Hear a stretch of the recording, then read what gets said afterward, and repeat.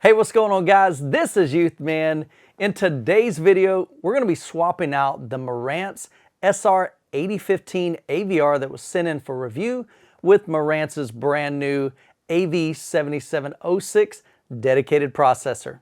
Now, if you're not familiar with the differences between an AVR, which is an audio video receiver, and a dedicated processor, I actually have a dedicated video on that. I'll post a link to it right up here at the top, as well as in the description below. So in this video, we're going to get the SR8015 replaced with the AV7706. Now, I'm not going to go through a step-by-step calibration. We will do the Odyssey calibration. I'll level match my speakers, pretty much do all the same things that I do on every receiver or every processor that I review. But I do have a dedicated video on Odyssey and how to set that up and get it calibrated if you're not familiar with that. So I'll post a link to it up here as well as in the description below. And I also have a couple of videos on the SR8015 that you might enjoy. That is an unboxing and overview as well as the actual review of that unit. So I invited a friend of mine, Derek, over to my home today. We've already done some listening of the SR8015. That way we have a frame of reference to compare it to when we get the AV7706 installed. So the three kind of clips that we were using was the shotgun scene from John Wick 3. There's a scene kind of at the beginning of Gravity that has some great Atmos track. And then we've got Ford versus Ferrari. There was a scene there. So that way, that'll be our frame of reference when we get the 7706 installed. So really, guys, enough talking. Let's just jump into it. We'll get these two swapped out, get it calibrated, and then we'll listen to these same demos again, and then I'll share with you our thoughts on the differences. All right, so when you're going from an AVR audio video receiver to something like a dedicated processor, one thing you might want to consider is what type of cables are you going to connect the processor to your amplifier. So in my case, I have a Monolith 11X amplifier, which is an 11-channel amplifier. Now that's going to power all 11 of my speakers. I've got 7 ground level speakers as well as 4 Dolby Atmos speakers in the ceiling. And so typically with an AVR, which is the way I have it connected now, is you have RCA cables, and those are unbalanced cables. But when connecting to a processor, one thing you may want to consider is moving to what they call XLR cables, which are balanced connections. And so as you can see right here, I've got a custom XLR, kind of a snake. This one runs about 1,200 bucks. What? We didn't pay 1,200 bucks for this? Apparently this is a lot cheaper than that. I've got about 90 bucks in this. So it's not expensive. And I say that because there's a lot of companies willing to sell you some really, really high-end fancy XLR cables. In my opinion, you don't necessarily need those. And so these are some cables I found on Amazon. They're GLS. GLS has been known to provide some really great cables in the past. And so I found some that had different colors. And what's nice about that is it helps me to, when you're connecting 11 cables, that's just a lot to connect back there, and it kind of gets a little bit of a mess. So having those individually colored just allows me to better figure out, okay, that's my front 2 Atmos channels, or that's my 2 surround channels, and so forth. And then in the middle here, this is basically just some tubing. It's kind of like a little sheath that you just literally open up, you slide the amount of cables in there, and then it closes around that. And then I just use some simple Velcro straps just to keep it kind of tidy. I figured that's a little bit easier to manage in cable management behind there once we get all of these connected. And so we're going to go ahead and pull this cabinet out. We'll climb back there. Let's get it connected.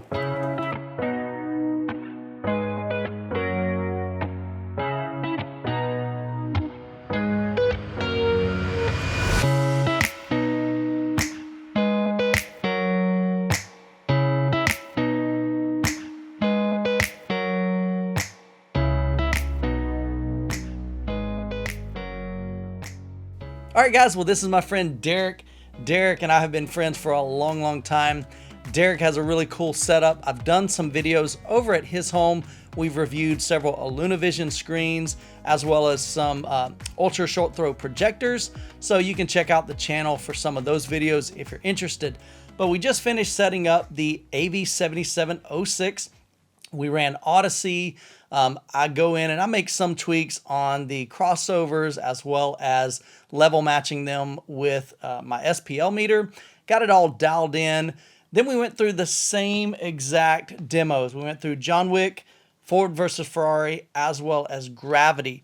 And so, Derek, you're pretty new to separates. You know, I know we had a lot of conversation even earlier today on what is the difference between separates. And so that's kind of a new world for you. And so I thought it'd be kind of cool to get Derek over here and just let him listen and demo and see if you hear the same things that I hear. And so this is just kind of off the cuff. We're not scripted or anything. And so, Derek, I'm going to hand you the microphone, and I want to, maybe we'll just go through each one, and we'll just kind of share. You share what you heard in the differences between the AVR, which was the Marantz SR8015. And if you don't get the model numbers, don't worry about that. Versus separates, which is the AV7706. I'm going to hand you the mic. All right, thanks. And so, first one, John Wick 3. We listened to and watched the demo of the shotgun scene. And so kind of walk me through, what did you hear maybe, or did you even hear any differences between the AVR, SR8015, and the processor, the AV7706?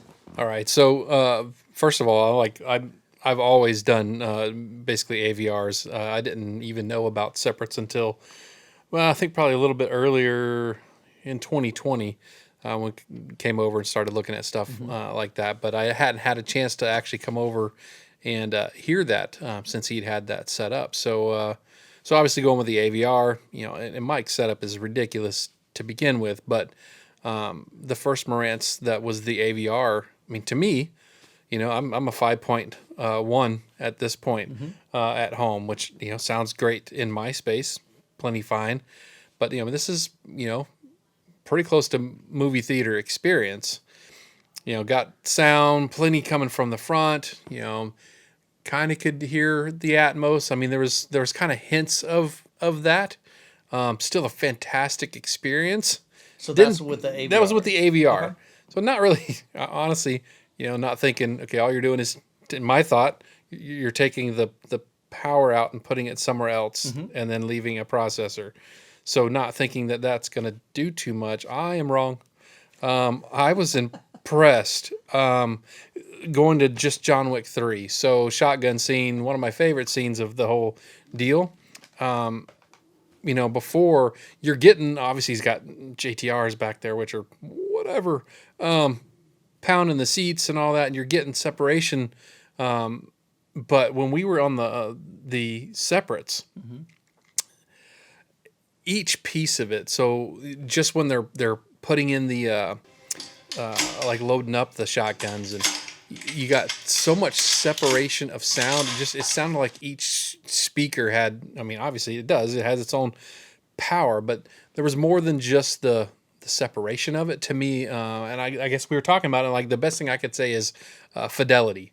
There was such a crispness to each one, you could literally pick out, and I heard so much more. There's a particular scene, I can't remember the guy that's not John Wick, but the other gentleman that's with him with a shotgun, where he kind of ducks behind a crate there for a second. And I'd heard the other shots before as he's ducking behind it, but I could pinpoint it in the separates. Like, it felt like he was like shooting behind me and I needed to duck. So it was pretty ridiculous. I would have never guessed that separation like that would have made any difference in, you know, a processor being, whether it being an AVR or the separate. So I'm definitely impressed. Ford versus Ferrari. I was telling Mike, this is a story that my dad told me over and over throughout my my time growing up, and it's one of my favorite stories. And it's fun to kind of watch a movie that you grew up hearing, you know, your dad tell you about these stories. And so the scene that we were watching was when Carroll Shelby takes Ford out to, you know, go into the the Ford GT for the first time, and in the AVR, plenty of sound. You know, obviously the engine's roaring and all that. You can kind of, but to me it sounded more like it was general sound, like you were just kind of in the area and sound was there. But when we went to the separates, like when he would make a turn over here, it felt like the car was over here, and I think there's a part where he has to slam on brakes and he kind of slides towards this area just before, before kind of like gasps for air. I mean, it literally feels like you're right there sitting with them in the car. It's really hard to explain. And afterwards, Mike's like looking at me, like smiling like a Cheshire cat. It's like, he's like, so you heard it? I'm like, yeah. I'm like, I even have some ear stuff going on right now. I definitely heard it. Now Gravity is another one. Slow paced movie for me, but when you're listening to it purely for the portion of, Atmos is why you listen to that one really. When things happen and things start hitting the ship that they're on, and you've got all of that kind of bouncing around and all that, you hear that in the AVR, no doubt. Sounds fantastic. I mean, and I'll be honest with you, like if that's where you're, kind of like where your budget is to stick with an AVR, you're not going to be disappointed. No. It's just a whole nother level. It really is. Like when Clooney's character is calling out to her, and there's a part when we were just talking about. There's a part where the she's talking and she's kind of asking for Houston and doing all these things, and the camera is kind of in front of her, and it really feels like you're in the expanse of space. And then it flips to be inside her helmet, and it literally feels like you're being closed off in this helmet, in the separates. You can kind of hear it in the AVR. There is a portion to it, but just the amount of stuff that you could pick out on the separates, I really wouldn't have even thought anything about it. Not anything about it. Obviously not in my range. I'm happy with my 5.1, but I am sure happy that I get to go over here and listen to that stuff over here with Mike. All right, so what you just explained is literally exactly what I experienced the very first time that I heard separates. So for me, it was back when I reviewed the SR8012, and Marantz sent me the AV7705, which is the predecessor to the SR8015 that we've got in, and the AV7706. So these are the current versions of those two models. First time I heard it, my initial thought was I heard more distinction out of each channel, and I just referred to it as better channel separation. So there's better... It's weird because it's the same information. Yeah. It's just doing a better job processing that information. It's not like the disc, is changing. That content is the same, but because the processor doesn't have to worry about amplification, it somehow is able to process that and do a better job of letting your brain know where that information is supposed to go. The other big thing, and you kind of hit on it, was just the amount of detail, even dialogue. When we're watching a movie, now I've been rocking the 8015 for the past 2 months, and I thought it sounded awesome. Yeah, sounded fantastic. But what happens is, it's kind of one of those things, you don't know, what you don't know. Yeah. FOMO says that in his videos a lot. But it's one of those things where you don't realize like what is missing until you hear something better. And for a long time, I, like you, in my brain, I just thought, okay, separates is when a company like Marantz will take their AVR and they'll just remove the amplifier, put a different label on it, sell it a little bit cheaper because it doesn't have an amplifier, and that's separates. That's not the case. Here's the other thing. In the SR8015, the receiver, the AVR, we actually had it set in a new feature that Marantz has introduced called preamplifier mode. And so in preamplifier mode, it disables or kind of disconnects all of the internal amplification from the AVR. so that it kind of acts more like a separate. Yeah. It acts more like a processor. But I can assure you, there still was a huge difference between the SR8015 in preamplifier mode and the AV7706 dedicated processor. Would you agree or no? I think so. It's almost like, I think we were talking about earlier is it's almost like it's still doing the work. Even though it's turned that off, it's still, that's the best way I can put it. It seems like it's still doing the work. So I guess the best way I explained it or I said to him was, it almost sounds like bleed over. So that's when I said that there's like general sound. It just seems like it's kind of bleed over into different areas and instead of the absolute separation that we're seeing. So yeah, like you said, even with that, which is still a great, that's kind of an awesome feature. Yeah. Like if you want to step into it, Sure. you can go AVR, put it in the preamp mode, and get a amplifier. Sure. If that's what you have. If you already got one of those, Yeah. what an option to have. Yeah. So, but it's still just a different animal. They look the same. Right. They're not the same. So, and one of the, when you're thinking about should I go to, a dedicated processor, do I think there's a very significant difference in the sound quality? 100%. Yep. I mean, it wasn't like, oh, that's placebo.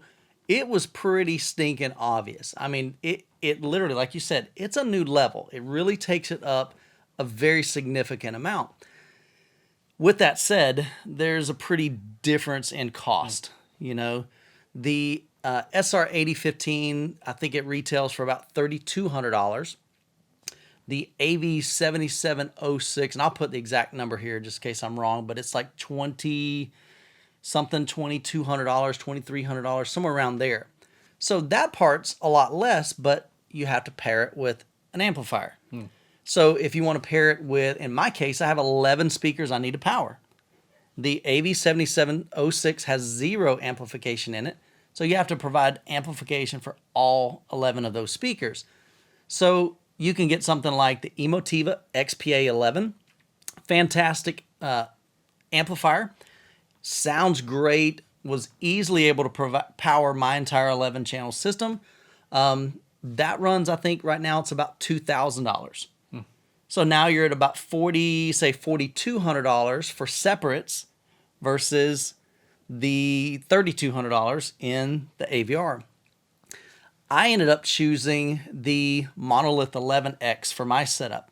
The biggest reason, I didn't hear any difference in sound quality between the XPA11 that I reviewed and the Monolith 11X. The biggest reason why I chose that is because it has kind of more even amplification for all channels. The Emotiva XPA11 has 300 watts to your front 3 speakers and only 65 watts to all your other 8 speakers. The Monolith has 200 watts to all 3, which is still plenty. Like, did you ever think, man, I wish I had some more power? Not at all. 200 watts is a lot of power, really, really clean. But the difference is that was a little bit lower, so 200 watts by 3, but then you get 100 watts per channel for all your speakers. Now, can you hear that? Maybe not, but I would rather just have all, I don't want one section of my theater room getting a ton more power. Now, if my front 3 speakers were way, way, way less efficient and they needed the power, maybe I could see that. But in my case, that's not the case. And so I wanted kind of more even. So I went with the Monolith 11X. But overall, man, I mean, you ought to be able to see from the smile on my face, it's pretty stinking significant. I mean, like, now I go back and go, man, I miss having separates for this past 2 months. I mean, it really is really awesome. As Derek said, is the SR8015 phenomenal? Yeah, it's fantastic. It's a really, really solid. The good thing, it's got a huge toroidal transformer, so it can power a lot of speakers and still do a very good job of that. But if you want to take it to the next level, definitely consider going with separates. It's just a whole new experience. A whole different experience. There's really no other way to say that. It's just when you think of home theater, and you want that experience of being in a home theater, you know, one, I mean, this is probably what you would base your system around. I know a lot of people go speakers first, but you got to have something to push them. Sure. You know, obviously you can find speakers in JTR. Good grief. I kept thinking someone was kicking me from behind. My goodness. Yeah. But the separates, it's just, this is what you dream of having is that kind of separation where you kind of lose where you're at and you're just in the movie. And that's, you know, I think that's the important thing when you're building your home theater. You want to be in that experience. It's not just I want to watch a movie. It's you want to experience the movie, and that's what it felt like. Awesome. Well, guys, I hope you've enjoyed this video. If you're interested in more content like this, I produce weekly content on home theater related topics such as reviews, tips and tricks, as well as home theater tours. So make sure you subscribe to the channel. And as always, you guys be blessed, and we'll catch you in the next video.